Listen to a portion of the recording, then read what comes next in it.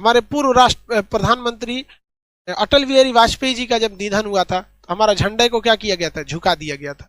तो जब देश को एक अभूतपूर्व एक बहुत बड़ी क्षति हो जाती है, कोई बहुत बड़ा देशभक्त या बहुत बड़े व्यक्ति की जब निधन हो जाती है, तो राष्ट्रीय शोक मनाने के लिए, ये दिखाने के लिए कि हमारा पूरा देश आज शोक में डूबा हुआ है, हम अपने झंडे को क्या करते हैं, झुका देते हैं।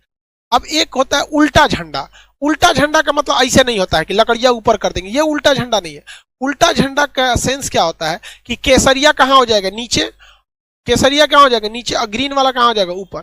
उल्टा झंडा का मतलब होता है कि हमारे राष्ट्रीय शोक है, मतलब कोई विकट परिस्थिति आ गई, भयानक भूकंप आ गया हो, भयानक कोरोना कंट्रोल के बाहर हो गया है, त्राहिमाम त्राहिमाम हो गया है, कोई बहुत बड़ा जल सैलाब आ गया है, बहुत भूकंप टाइप का कुछ या सुनामी टाइप का कुछ आ गया, राष्ट्रीय संकट आ गया है, तो अब हम अपने झंडे को क्या करते हैं, उल्टा कर देते हैं। अपने झंडे को क्या करते हैं, उल्टा कर देते हैं। भगवान न करे